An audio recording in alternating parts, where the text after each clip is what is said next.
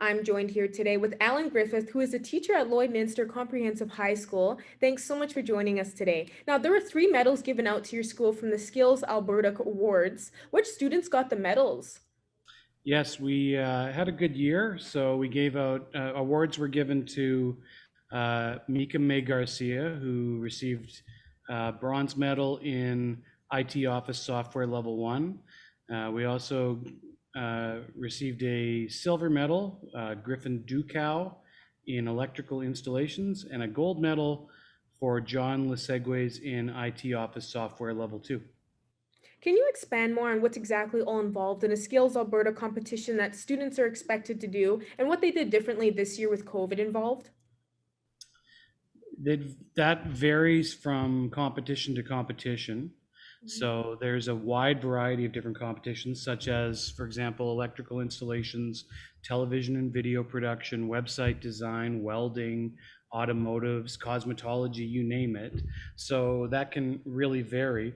But in a normal year, students would be gathering in Edmonton for the competition, and they would compete against their peers over a period of 2 days. And of course, it's all related to their trade, and they're judged based on their performance during that time. This year is a little bit different, of course, because of the pandemic. So Skills Alberta, they worked really hard to make a meaningful competition, and students actually competed from within our own buildings. And they were given very similar tasks. A lot of the time, they had to stream throughout the day so the judges could check in on what they were doing. And there would be a staff member here in the building who was tied to that student to supervise them as well.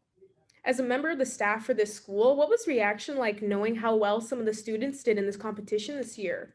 Well, we're proud of all of our students, regardless of whether they medal or not. We do have a lot of students who participate in the skills program every year. So we did have 13 students in all take part this year. But we're always super excited to see these students reach the very top levels and medal, because the competition is quite fierce all across Alberta. So there are hundreds of students who participate in Skills Alberta every year. And how many years has Lloydminster Comprehensive High School participated in the Skills Alberta competition? We have been doing it since the very beginning, and that's over 30 years now. I've been involved with the program since I've been here at the high school for about the past 13 years. And it's always been a really important part of what we do, and getting those kids who are talented and passionate in all of the different trade areas to compete at the very highest levels across the province. And can you tell me more on what the student who won the gold medal will be doing this week? Yes, so John will be competing in IT Office software as part of Team Alberta, and he will be competing against other students from across the country. In IT Office software, a lot of it is related to software that you would use in the workplace, such as Microsoft Word, Excel, Microsoft Access, PowerPoint, all of those programs. And they're given a number of tasks to complete. They may have to create a presentation, do a poster, prepare up a business letter, just a number of challenges throughout the day, and they're judged by a panel of professionals who are in the industry. Is this the first year a student won gold at Lloyd Comprehensive High School that will be in the Skills Canada event? No, we have done very well over the past 30 years. Lloyd Comp is one of the top medaling schools in all of Alberta. We have won medals in many of the different categories. So in fact, John, who won the gold this year, won a silver last year. So he came very close to representing last year as well. Okay, and is there anything else you'd like to add for people to know about?